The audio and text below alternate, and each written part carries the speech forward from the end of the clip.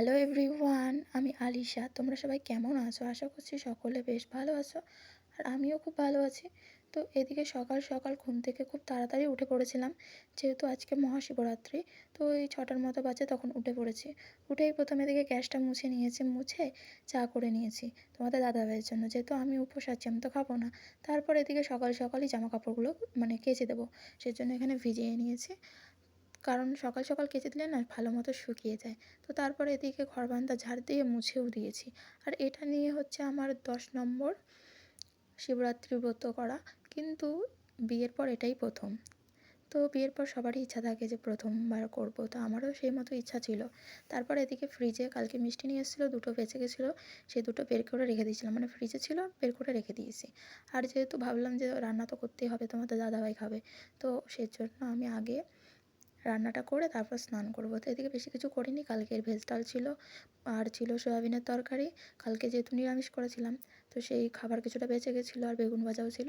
শুধু করে নিয়েছি বেগুনের ভর্তা। তো বেগুনের ভর্তা করে আমি একদম সোজা গ্যাস ট্যাস মুছে চলে গেছি স্নান করতে। তো স্নান টান সেরে আমি এদিকে পুজো দিয়ে দিয়েছি। আর শিবরাত্রির দিন মাথা ঘষা যায় না, ওই জন্য মাথায় জল দিয়ে দিয়েছি শুধু। আগের দিন ঘষে নিয়েছিলাম, তো এদিকে আলতাও পরে নিলাম, যেহেতু মন্দিরে যাবো পুজো দিতে, তো আগে থেকেই পরে নিলাম আলতাটা। আর তোমাদের সাথেও একটু শেয়ার করলাম। তারপর থেকে পুজো টুজো দিয়ে আমি বেশ কিছুক্ষণ বসেছিলাম, তখন তোমাদের দাদাভাই এসেছিলো। ও স্নান টান করে ওর মতো খাবার নিয়ে খেয়ে থালা বাসন মেজে রেখে দিয়েছে, যেহেতু আমি আর ধরবো না ওইসব, ওই জন্য।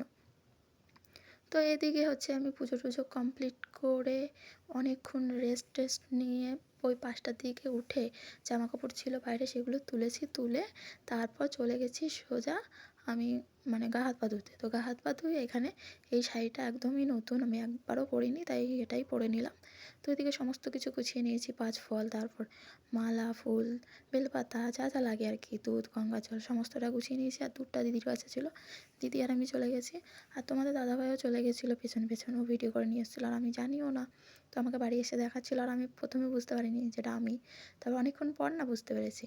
তো তারপর তোমাদের দাদাভাই চলে গেছিলো বাইরে। তো তারপর এদিকে আমি জামা কাপড় একটু ভাঁজ করে নিলাম। ভাঁজ করার পরে এদিকে আমি ফলও খেয়ে নিয়েছি, ঠাকুরের শয়ন দিয়েছি, তারপর ওকে চা মুড়ি দিলাম। আর যেহেতু কালকে ইন্ডিয়া আর পাকিস্তানের ম্যাচ ছিল, তো সেটা তো দেখতেই হবে। তো সেটা দেখতে গিয়ে না বেশ অনেকটা দেরি হয়ে গেছিলো রান্না করতে গিয়ে।